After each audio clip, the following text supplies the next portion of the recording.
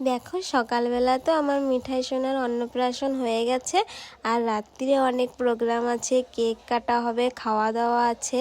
তার জন্য দেখো পুরো ডেকোরেশনটা রাতের বেলা তোমাদেরকে দেখাচ্ছি, কত সুন্দর লাগছে। ওই যে দুই পাশে গেটে আমার মিঠাই সোনার ফটো আছে।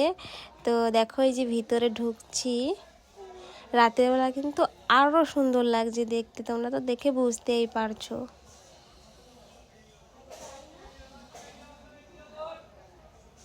দেখো ভিতরে চলে যাচ্ছি।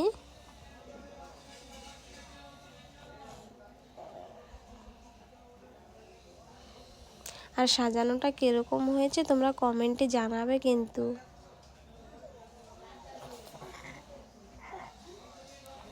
এই যে ভিতরে চলে এসেছি, ওইখানে আছে স্টেজ, স্টেজে আমার দুই ভাই বসে আছে, আর ওখানে দেখো রান্না বাড়া চলছে।